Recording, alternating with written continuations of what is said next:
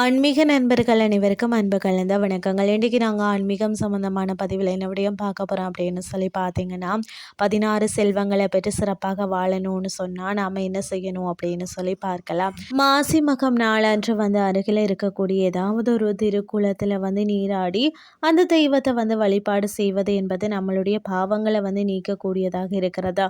மேலும் அன்றைய தினத்தில் பல ஆலயங்களில் தெப்போற்சவம் என்பது நடைபெறும். அதிலும் கலந்து கொள்வது நல்ல பலனை தரும்னு சொல்லப்படுகிறதா.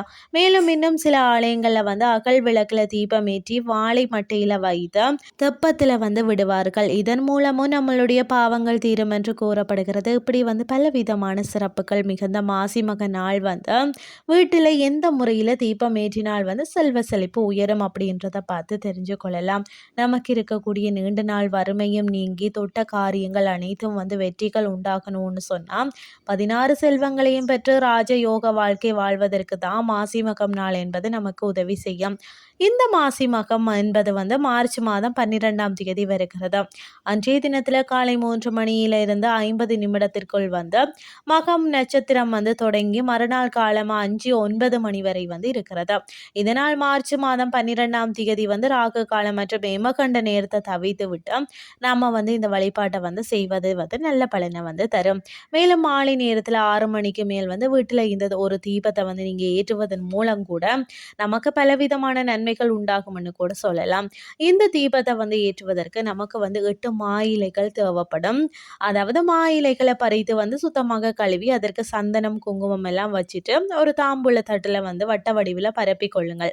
அதன் காம்புகளை வெளிப்புறத்திலும் நுனி பகுதியை உட்புறத்திலும் இருப்பது போல வைத்துட்டு இந்த 8 மா இலைகளையும் ஒன்றாக சேர்த்து இருக்கக்கூடிய இடத்துல ஒரு அகல் விளக்க வைத்து அதில் நெய் ஊற்றி பஞ்சுத்திரி போட்டு தீபம் ஏற்றுங்கள். இந்த தீபம் குறைந்தது பார்த்தீங்கன்னா அரை மணி நேரத்தில் இருந்து 1 மணி நேரமாவது எரியணும். தீபத்தை குளிர வைத்து விட்டு இந்த இலைகளை கால்படாத இடத்துல நீங்கள் போட்டு விடுங்கள். இந்த முறையில் மாசி மகம் நாளன்று மாவிலையில் தீபம் ஏற்றி நீங்கள் வழிபாடு செய்தீங்கன்னு சொன்னால் அனைத்து விதமான தெய்வங்களின் அருளும் உங்களால் பெற முடியும். வறுமை நிலை நீங்கும், செல்வ செழிப்பு உண்டாகும், ராஜயோக வாழ்க்கை வாழ்வதற்குரிய வாய்ப்புகளும் கிடைக்கும். மாசி மகம் நாளன்று இந்த இலையில் மீது நீங்க தீபம் ஏற்றி வைத்து வழிபாடு செய்தீங்கன்னு சொன்னா அனைத்து விதமான செல்வங்களையும் பெற்று ராஜயோக வாழ்க்கை வாழ்வீங்க அப்படின்ற தகவலையும் கூறிக்கொண்டு இன்றைய ஆன்மீகம் சார்ந்த பதிவை நிறைவு செய்து கொள்றேன். இன்றைய ஆன்மீகம் சார்ந்த பதிவு உங்களுக்கும் பிரயோசனமாக அமைஞ்சிருக்கும். இதே மாதிரி மற்றும் ஒரு ஆன்மீகம் சார்ந்த பதிவோடு உங்களை சந்திக்கிறேன். நன்றி.